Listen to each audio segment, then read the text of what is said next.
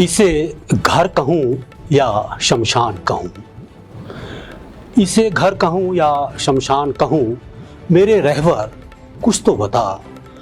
दिन धुआं धुआं रात अंधेरी क्यों है भला। आज एक करुण भरी गाथा लेकर आए हैं।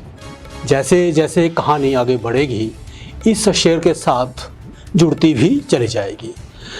कहानी बिलासपुर के उपमंडल स्वारघाट की है और यहाँ की ग्राम पंचायत घवांडल के गांव डड़ोह के निवासी अजीत सिंह की जिंदगी से जुड़ी हुई है। कहानी शुरू करने से पहले आपको दो कतरने दिखाना चाहेंगे। इससे आपको हमारे देश की व्यवस्था का थोड़ा बहुत अंदाजा हो जाएगा कि सिस्टम काम कैसे करता है। सालों से ओडिशा की रहने वाली एक महिला थी द्रौपदी मुर्मू, तो उनका गांव अंधेरे में डूबा रहता था, मगर जैसे ही उन्हें देश के राष्ट्रपति पद के लिए उम्मीदवार घोषित किया गया, वैसे ही वहाँ व्यवस्था जो है वो चाक चौबंद हो गई। तो प्रश्न उठता है कि क्या बिलासपुर के अजीत सिंह को भी किसी चमत्कार का इंतजार करना चाहिए। देश के प्रथम नागरिक के गांव में ही अगर 40 दिन पहले बिजली नहीं थी, तो हम क्या उम्मीद करें कि अजीत सिंह को कब तक बिजली मिल जाएगी। स्वारघाट के अजीत का दर्द सिर्फ इतना ही नहीं है, उसके तो सिर पर छत भी नहीं है। 70 साल का अजीत पहले झुग्गी में रहता था और अब थोड़ी सी तरक्की आप माने तो हो गई है, अब वो एक मकान में रहता है।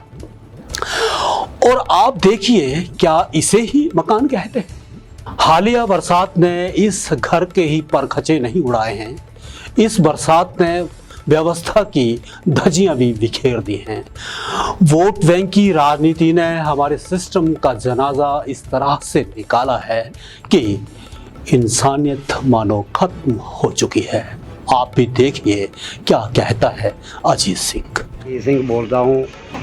मैं गरीब आदमी हूँ, मेरी झुंगी टुटी हुई गई, उसके रहंदे 37 साल कट्टे में, और मेरी झुंगी गिर गई और मौका देखा गया और मैंने तिरपाल दिता गया।